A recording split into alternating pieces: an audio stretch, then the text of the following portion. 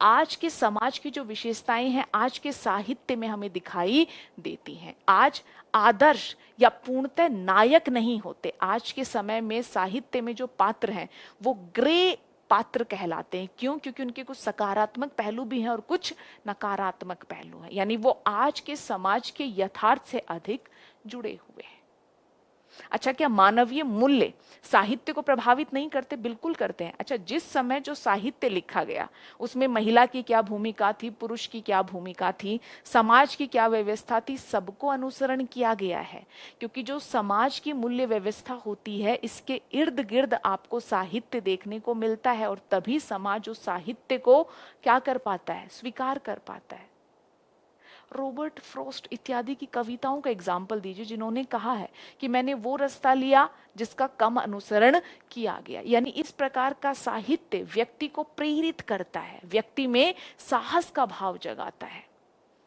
Science fiction की बात की जाए तो ये वो साहित्य है जो विज्ञान प्रौद्योगिकी के स्तर पर कार्य कर पाता है। ये व्यक्ति के साहस के भाव को उद्गारित या जो है बाहर निकाल पाता है। तो ऐसी कितनी सारी चीजें हो सकती हैं जिनकी आप यहाँ पर चर्चा कर सकते हो और बता सकते हो कि किस प्रकार से साहित्य और मानवीय मूल्य एक दूसरे से जुड़े हुए हैं, कैसे साहित्य मानवीय मूल्यों को प्रभावित करता है, मानवीय मूल्यों की समझ को बेहतर करता है, मानवीय मूल्यों की स्वीकार्यता को बेहतर करता है, और मानवीय मूल्यों को मॉडिफाई भी करता है। कई बार आप कुछ और सोच रहे होते हैं, कुछ कहानियां, कुछ साहित्य पढ़ते हो, उसके किसी पात्र से प्रभावित होते हैं और आप भी अपने जीवन में उसी प्रकार के मूल्यों का अनुसरण करना शुरू कर देते हैं।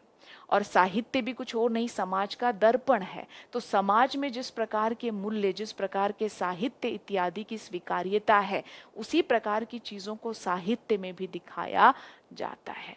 तो मोटा मोटा मेरा जो लमसम आपसे कहना है वो ये है कि टॉपिक के भाव को समझिए, समझकर की टर्म्स के अर्थ को समझिए, की टर्म्स के अर्थ को समझकर तीसरा काम, इन की टर्म्स में क्या जुड़ाव है, क्योंकि टॉपिक ओपन एंडेड है। आगे पूछा नहीं कि क्या कौन करता है, कुछ नहीं, सिंपली आपको दे दिया मानवीय मूल्य और साहित्य। अब आपको इसके सह संबंध को तलाशना है। 700 शब्दों में आपको लिखना है, 50 अंक का टॉपिक पूछा गया है, तो आपको सोचना पड़ेगा। सोचने पे नंबर आता है किसका? ब्रेनस्टॉर्मिंग का। हम क्या कर सकते हैं? ब्रेनस्टॉर्मिंग करेंगे। ब्रेनस्टॉर्मिंग करेंगे तो पहला काम आपको जो करना है, मैंने आपको जानबूझकर पहले लमसम पॉइंट्स बताए, लमसम कंटेंट बताया।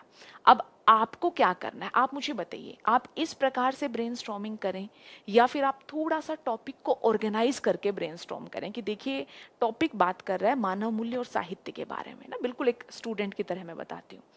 तो पहला तो मानवीय मूल्य साहित्य क्या है मुझे पता होना चाहिए। फिर मुझे ये पता होना चाहिए या मुझे ये लिखना पड़ेगा कि साहित्य कैसे मानवीय मूल्यों को प्रभावित करता है, कौन कौन से तरीकों से कर सकता है, क्या मेरे पास कुछ उदाहरण है। अच्छा, तीसरा काम, क्या मानवीय मूल्य या समाज में जो स्वीकृत मूल्य हैं वो भी साहित्य को प्रभावित करते हैं? जरा इसका भी उत्तर खोजिए।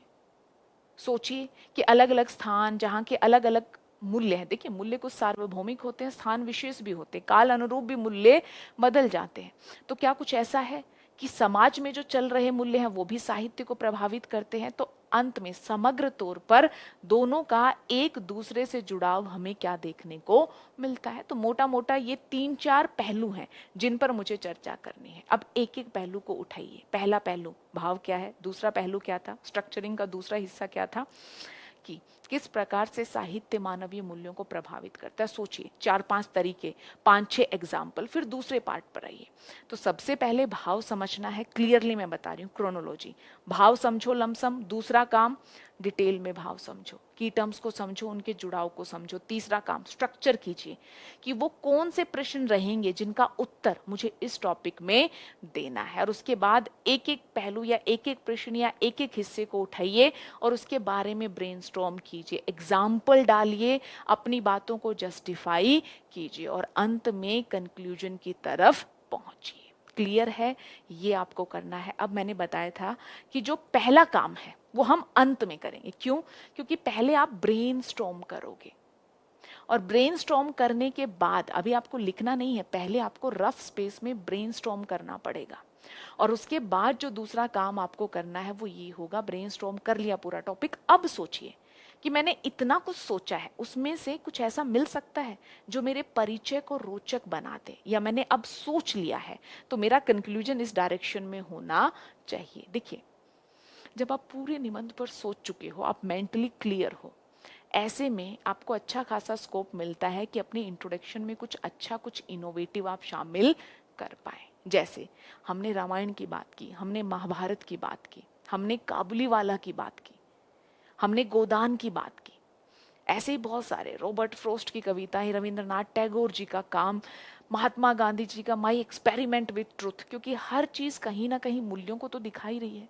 आप किसी को भी एक को उठाकर अपनी इंट्रोडक्शन में उसे टॉपिक की मांग अनुरूप प्रभावी ढंग से लिख दीजिए, आपका परिचय प्रभावी हो जाएगा। आपको जेनरिक चर्चा करने की आवश्यकता फिर नहीं पड़ेगी। जैसे आप काबुलीवाला जो कहानी है बता सकते हो कि कैसे एक छोटी बच्ची और एक ड्राई फ्रूट सेलर जिसका नाम है रहमत, जो काबुल से है, वो एक ट्रेन में मिलते हैं, कैसे उनकी पूरी वार्ता डेवलप होती है, किस प्रकार का अफेक्शन, लगाव या प्रेम वहां पर देखने को मिलता है, और समझ में आता है कि ये एक ऐसा मानवीय मूल्य है जो किसी भी देश की सीमा, सांस्कृतिक सीमा, निर्जातीय सीमा सबसे परे है।